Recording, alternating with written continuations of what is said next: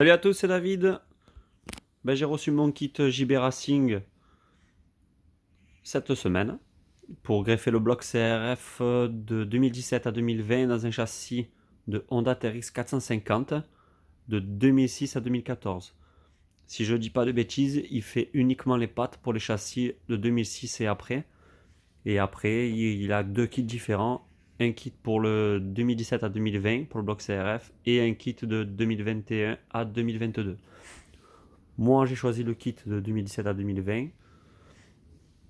Donc, je vais vous montrer ce qui fournit. Donc là, on voit le support avant, deux belles pièces taillées en alu avec le petit JB Racing gravé dedans. Il fournit l'axe.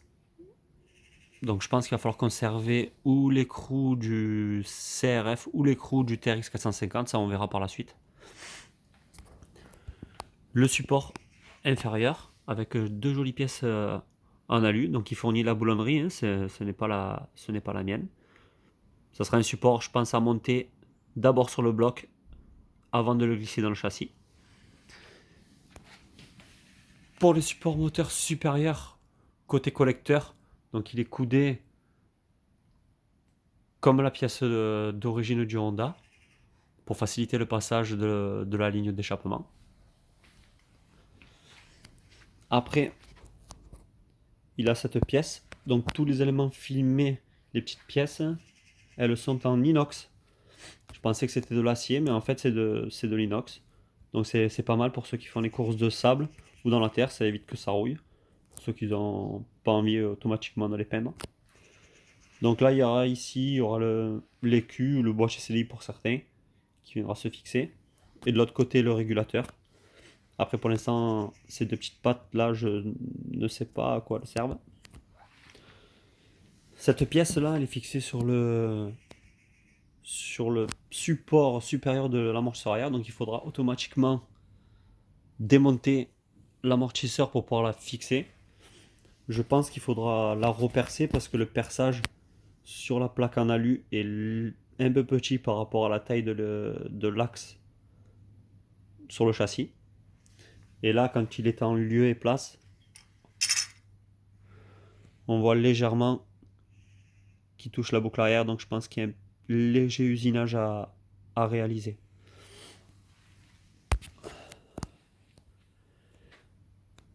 La patte de fixation de la bobine d'allumage de la CRF qui est repiquée sur la patte de fixation de l'ancienne bobine d'allumage du TRX sans aucune modification.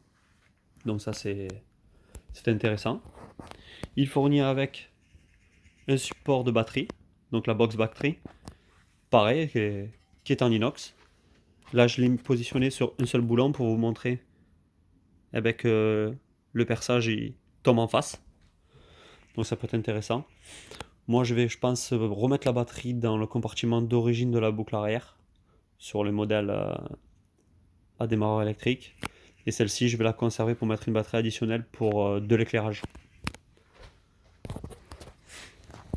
Là, la deuxième patte du moteur supérieur, il fournit aussi avec la petite douille qui va bien pour pouvoir être en face. Il y aura sûrement une modification à réaliser pour certains, selon la marque de Nerbar qu'ils ont à faire. Elle est fournie avec normalement une extension, une douille en aluminium rallongée pour pouvoir se fixer au châssis. Ce qu'il y a, c'est que là, il va falloir savoir si elle rentre correctement dans la patte ou s'il faudra usiner la petite douille en aluminium de l'extension du Nerbar. À voir par la suite. Un petit tour de ce qu'il fournit en plus avec le kit. Donc là, du rideau, ça c'est intéressant. Il y a une durite, je pense c'est une durite d'essence. La pompe à eau inclinée. Une jolie pièce taillée en alu. Très très belle. Très bien finie. Attention, ceux qui commandent le kit JB Racing et qui ont un bloc moteur de 2021-2022 qui conserve le collecteur d'origine. Le collecteur d'origine de la CRF avec la pompe à eau JB Racing, la durite d'eau touche le collecteur. Donc il faudra automatiquement ou modifier le collecteur ou acheter une autre pompe à eau. Ici, c'est les douilles de passage de l'axe du bras oscillant dans le bloc moteur du CRF. Donc il faudra extraire les bagues du moteur pour greffer celle de JB Racing pour conserver l'axe du bras oscillant. Les bagues qui sont dans le bras oscillant, donc on voit bien qu'il y en a une qui est plus petite que l'autre, donc il faudra bien faire attention lors du montage. Deux petites pattes qui sont toujours aussi en inox pour divers supports d'électrique. Il fournit aussi avec dans le kit la pipe d'admission d'air. Bon, on la connaît très bien maintenant, c'est celle du Suzuki LTR 450. Il fournit la douille qui viendra se fixer. Donc il faudra modifier la boîte à air du Honda pour pouvoir venir la fixer. Attention de bien faire un joint d'étanchéité entre la boîte à air et la pipe pour éviter que la poussière passe. Et il fournit les colliers qui vont bien et l'autre qui est déjà sur la durite. Voilà. Donc on a fait un petit tour du kit. Je pense que c'est le... Déjà esthétiquement, c'est celui qui est pour moi perso le plus joli. Et on voit que c'est de bonne manufacture. Après on verra par la suite. Je ferai des vidéos étape par étape du montage du bloc moteur, la pose du faisceau et la pose du réservoir qui est savoir si on mettra une pompe externe ou une pompe intérieure dans le réservoir.